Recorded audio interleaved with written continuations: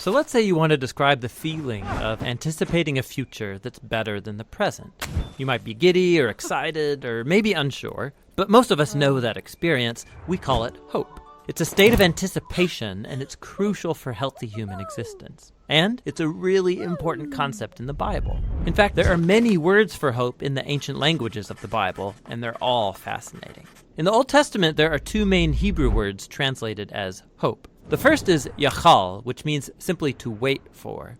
Like in the story of Noah and the ark, as the flood waters recede, Noah had to yachal for weeks. The other Hebrew word is kavah, which also means to wait. It's related to the Hebrew word kav, which means cord. When you pull a kav tight, you produce a state of tension until there's release. That's kavah, the feeling of tension and expectation while you wait for something to happen. The prophet Isaiah depicts God as a farmer who plants vines and kavahs for good grapes. Or the prophet Micah talks about farmers who both kavah and yachal for morning dew to give moisture to the land.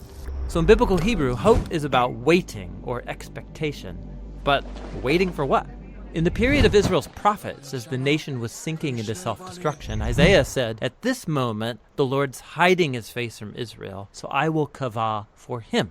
The only hope Isaiah had in those dark days was the hope for God himself. You find this same notion of hope all over the book of Psalms, where these words appear over 40 times. In almost every case, what people are waiting for is God. Like in Psalm 130, the poet cries out from a pit of despair, "I kavah for the Lord, let Israel yachal for the Lord, because he's loyal and will redeem Israel from its sins." Biblical hope is based on a person, which makes it different from optimism. Optimism is about choosing to see in any situation how circumstances could work out for the best. But biblical hope is not focused on circumstances. In fact, hopeful people in the Bible often recognize there's no evidence things will get better, but you choose hope anyway.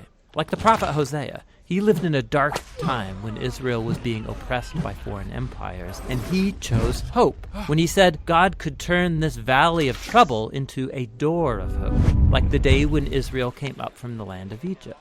God had surprised his people with redemption back in the days of the Exodus, and he could do so again.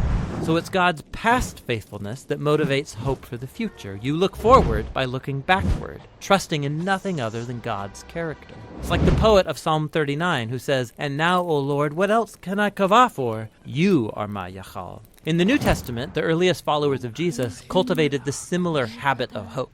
They believed that Jesus' life, death, and resurrection was God's surprising response to our slavery to evil and death. The empty tomb opened up a new door of hope, and they used the Greek word elpis to describe this anticipation. The Apostle Peter said that Jesus' resurrection opened up a living hope, that people can be reborn, to become new and different kinds of humans.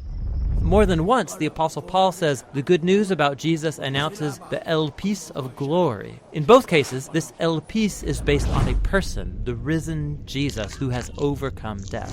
And this hope wasn't just for humans. The apostles believed that what happened to Jesus in the resurrection was a foretaste of what God had planned for the whole universe. In Paul's words, it's a hope that creation itself will be liberated from slavery to corruption into freedom when God's children are glorified. So Christian hope is bold, waiting for humanity and the whole universe to be rescued from evil and death. And some would say it's crazy, and maybe it is. But biblical hope isn't optimism based on the odds. It's a choice to wait for God to bring about a future that's as surprising as a crucified man rising from the dead. Christian hope looks back to the risen Jesus in order to look forward. And so we wait. That's what the biblical words for hope are all about.